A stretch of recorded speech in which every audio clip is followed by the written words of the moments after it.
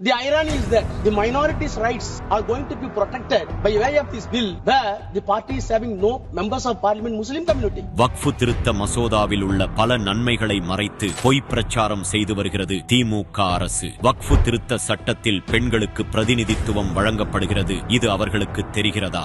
தெரியல. போரா மற்றும் அஹாகானி வகுப்பு இஸ்லாமியர்களுக்கு அங்கீகாரம் வழங்கப்படும் என்பது அவர்களுக்கு தெரிகிறதா?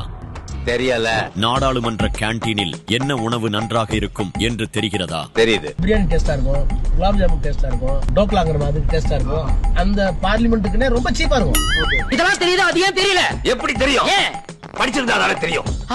சார், மேடம், மேடம் 2G புகழா ராசா அவர்கள் வக்ஃபு மசோதாவை ஆதரிக்க எந்த இஸ்லாமிய எம்பிக்களும் இல்லை என்கிறார். ஆனால் இந்தியாவின் பல இஸ்லாமிய தலைவர்கள் வக்ஃபு திருத்த மசோதாவை ஆதரிக்கின்றனர். இஸ்லாமிய மக்களுக்கான கல்வி, பொருளாதாரம், விதவைகளுடைய மறுவாழ்வு, அதே போன்று குழந்தைகளுடைய முன்னேற்றம், இதுக்கு செலவு பண்ணணும். இந்த முன்னேற்றத்தை கொண்டு வரும். இதுக்குத்தான் வக்ஃப் அமெண்ட்மெண்ட் பில் கொண்டு வரப்படுது. எந்த கல்லூரியும் கட்டப்படல, எந்த பள்ளியும் கட்டப்படல, எந்த மக்களுக்கும் வகுப்போடுல இருந்து எதுவும் கொடுக்கல.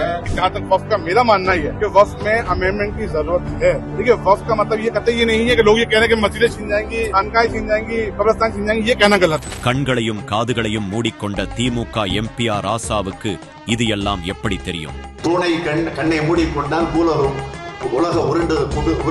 உலகமே இருண்டு விட்டது என்று சொல்லக்கூடிய நிலையில்